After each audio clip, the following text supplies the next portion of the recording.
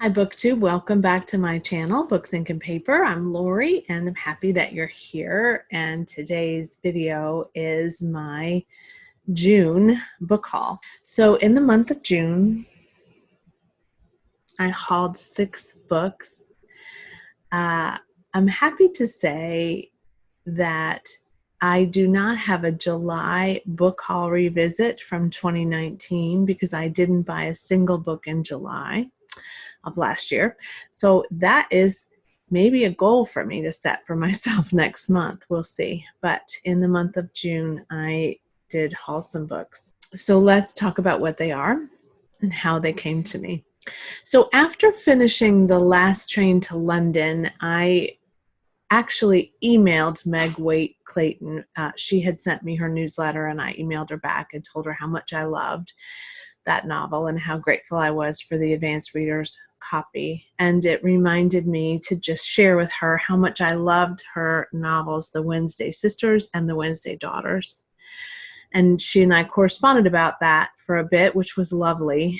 And I recognized that I never got a hard copy of either one of those books. And while I love having them on ebook and have reread The Wednesday Sisters a couple of times, I really wanted a physical copy in my bookshelves. So I found them for great price in hardback, and so I hauled them. So here's The Wednesday Sisters. And here is The Wednesday Daughters.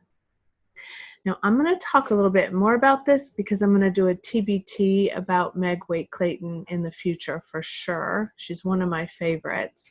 But suffice it to say that The Wednesday Sisters is about a group of women who meet in their neighborhood in the park with their children, and they form a friendship and a desire to create a meeting regularly where they write. Some of them want to write, have always wanted to write. Some of them are less keen about writing but agreed to do it, and so they all agree that they will write something and come back and talk about it, critique it a little bit, and their friendship blooms. And it's a great story. It's a story of women in the 60s, young moms. It's a story of the challenges for or interracial couples. It is about the sadness of infertility. It is about the joy of fertility. It's about the ups and downs of a marriage. It's really lovely. And the sequel, The Wednesday Daughters, is about the daughters of these women who come together years later after something happens, and I won't spoil what it is. I liked this one more than this one, but I liked it a lot. And this one has a sort of a theme to it because it's set in, they end up traveling to the Lake District in England. Dropped one, which is where Beatrix Potter wrote. I was trying to think of who Beatrix Potter wrote in the Lake District. So they sort of go on this pilgrimage to that space for a very important reason that you'll discover if you give this a try. I'm so glad I found these 2 copies on Amazon, and I do look forward to a reread, and it would be a nice summer possibility because these books are good summer reads too, for sure. Our library reopened for curbside pickup only, and they happen to have a couple of carts at the front door and the back door. There's a cart for you to pick up books. It's like a little free library kind of situation if you'd like to. So I picked up this Christmas book novel by Nora Roberts, First Impressions. Love that cover. A Christmas novel by Nora Roberts is not something I ever recognized existed consciously. It says it's a story about love and the magic of the holiday season. What a beautiful thing. I think it would be a great holiday read, so now I have it ready for that time of the year. Then I also got The Prisoner of Heaven by Carlos Ruiz Zafón. Ask me if I've read and finished The Shadow of the Wind, and the answer is no. This is book 3 in this series. I did enjoy The Shadow of the Wind. I just got bogged down in it some time ago. So my intention in picking this up is to recommit to that series. I'll have to find book 2, finished book 1. I may have to start it over again, but Carlos Ruiz Zafón is a great writer.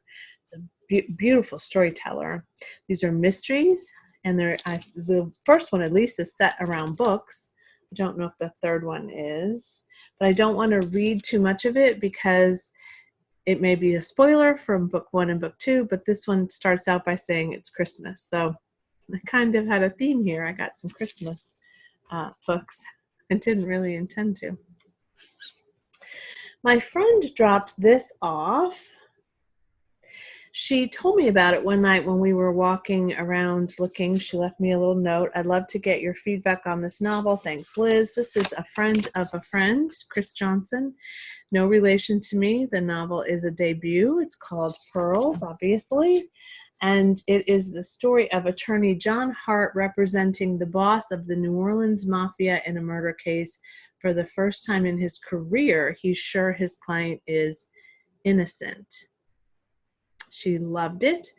I'm going to try to get to it in the month of July. That's going to be on my July TBR.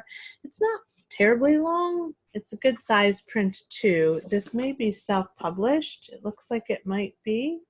Chris Johnson is actually an attorney, and he's from Mississippi, and he lives in and walks around Bay St. Louis. He's from this area, so it's nice local author, and he's having some local signings too.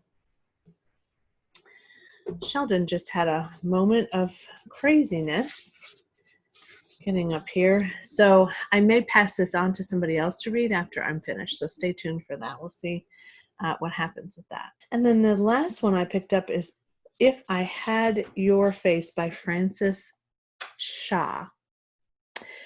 My friend who has a shop up the street, and there's a little free library in front of it that our Rotary Club put there, messaged one day and said, I just put a book in the library, a little free library. I think you'd love it. Grab it if you can. It happened to be my day to walk, so I did.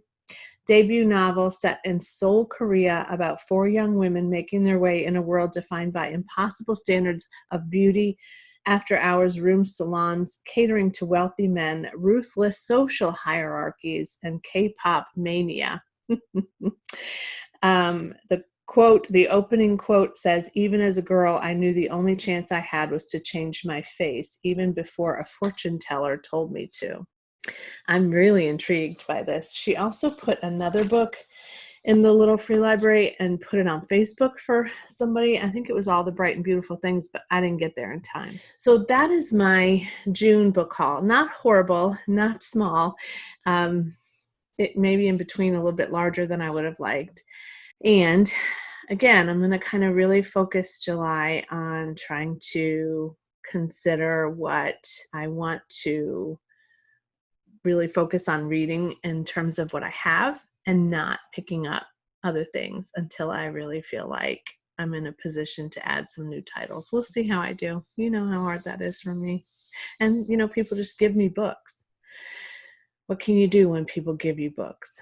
Thanks for joining me today. I hope you enjoyed this. If you've taken a look at any of these titles, I'd love to know what you thought about them. And if you are interested in reading them, let me know that too. I hope your book haul in June was a successful one. And as always, happy reading. Bye.